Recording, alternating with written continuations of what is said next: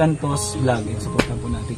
Ngayon po mga kalingap, nandito po tayo ngayon sa itinuro po sa atin ng isang concerned citizen na isang matanda ho na nag-iisa na lang dito, wala yung asawa, wala na dito ang kanyang anak dahil may mga pamilya na. And nandito po tayo sa kanyang bahay, tingin ho yung bahay ni Nanay Teresita. Tara po mga kalingap, samahan niyo po kami. Ciao po. Po. Nay, magandang hapon. Magandang hapon din po. Ikaw po, Nay, si Nanay Teresita. Opo. Ilang taon na po kayo, Nanay? 74. 74 po. Oh, matanda na din si Nanay. Ang ganda po ng bahay niyo, Nanay, ah. Ay, ma'am, bukas na. Oo. Tingnan mo doon sa loob. Umaga pa po, Nanay. May bituin na, ah. Si Nanay. Ba't wala na nag-aayos nito, Nay? Ay, hindi na pwede ayusin kasi mag-ibaan na. Hanggang ilalim. Giba na din po. Baka giba na tayo dito, Nay. Ay, may ano na yan dyan sa ilalim. May mga tukod po. Pwede po akong pumasok, Nay. Tingnan mo, ano. Yung mga gamit na hindi naman yan sa akin. Doon sa anak kong lalaki na nasa Maynila. Ay, ang daming gamit, oh. Kanino pong mga gamit ito, Nay? Sa anak ko, Mga naka-plastic baga po ito, Nanay. mga dinala niya kasi mauwi siya. Mhm. Ng Mindanao. Ayan po. Naka Mindanao kasi ang pamilya niya. Ayan po, mga kalingap. Itong lutuan. Dalawa lang naman Mm. Itong kusina ni Nanay. makikita mo kung anong Malawak sana ang bahay ni Nanay, kaso giba-giba na. Oo nga. Bakit, Nay, mga naka-plastic na yan? Kasi pag naulan, di mababasa. Ay, tulo-tuluan na po kalakay dyan. Kuman. Saan po kayo natulog dyan, banda, Yan Nanay? lang, sa pating di inuulan na yung walang buta. Ah, dito ho sa kusina. Yan, sa kusina na pala si Nanay natutulog. Kikita Mm. nyo ang Kawawa naman si Nanay.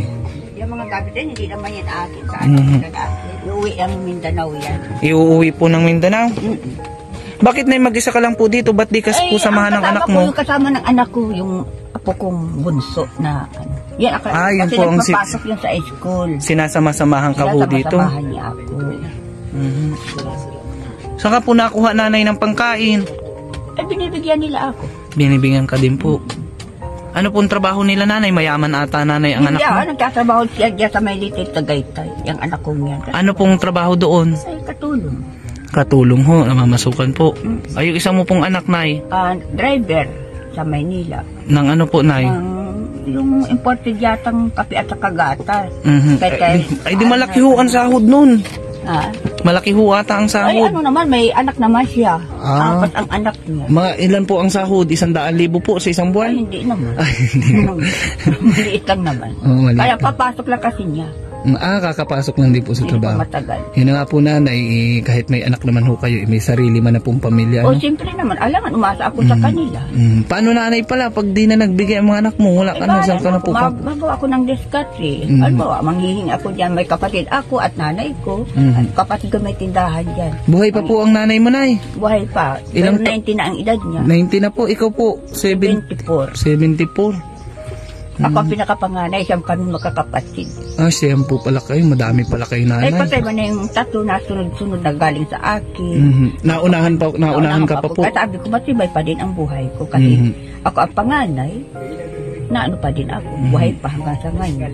Ang asawa mo po, Nay, nasaan? Asawa ko, Mhm. matagal nang patay. Ah, matagal na ho. Ilang taon na po, Nay? 7 taon na. Ay, matagal na po pala itong balo si Nanay. Kamusta man po ang buhay-buhay dito, Nanay? Ito, nabubuhay na lang kahit na papaano. Nagantanim-tanim. Kikita mo yung mga tanim. Ay, ang lalaki po pati nung ano, yung gabi. Yan May- ang libangang. Ano po yun, Nanay? Pinapalamanan mo po? Hindi naman. Halimbawa, may nabili-bili na gulay. Pabili ako para magkakuha ako ng pabili-bili ko kahit na pambili ng kape, Mhm. asukal, gano'n. Mhm. Grabe. Paano pala, Nanay, pag wala na talaga? Kung wala magbigay, Nanay, kung sakaling wala na natulong sa iyong anak. Ang inalang ko dyan sa kapatid. Ay, kung wala din hong magbigay sa kapatid, Nay. Wala sila. Hindi siguro naman, hindi naman nila ako matitigil. Mhm. Ako naman ang panganay nilang kapatid. Mhm. Ako Kamusta naman, man, mayayaman po, Nanay, ang kapatid mo? Mayayaman? Hindi naman. Mhm. Naghahanap po kami, Nanay, ng mayaman at mapaampon po kami. Ay, wala na din po kaming matirahan. Mga mahirap din mga kapatid ko. Galing kasi kami sa pamilyang hirap. Mhm. Hindi naman kami mga mayaman.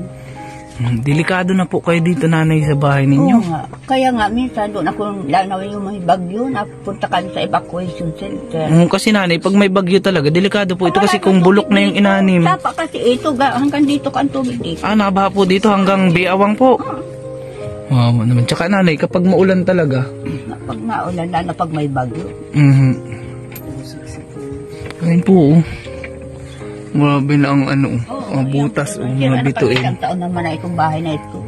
Mga Diba, ginawa ni ng anak ko, ngayon pinatira ako dito. Ay ko pinatira mo, sira-sira.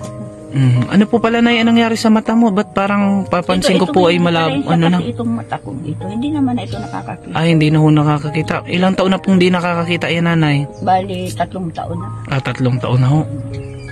Ang sabi, nagpa-doktor na ako nito pero hindi pwedeng operahan kasi lakoma. Bawal.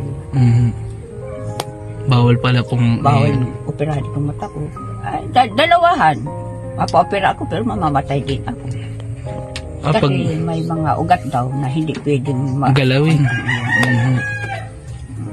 Nay, kasi nay, mga charity vlogger po kami from Team Kalinga po. So sakali, nay, ano po bang maaari namin maitulong sa iyo, nay? Sa inyo ko, nakikita naman nyo kung ali ang dapat kong ihingi ng tulong. Sa inyo po bang lupa ito, nanay? Itong natita nito ay sa nanay ko ito. Lupa ng nanay ko. Ngayon, andito ang anak ko na makikitayo ng bahay. Kaya pag ano niya, kasi may pamilya naman siya, ako ang pinatira dito. Ang kasama ko, yung apo ko. Sa ngayon po, nanay, ang may tulong po namin sa iyo, nay, financial lang muna.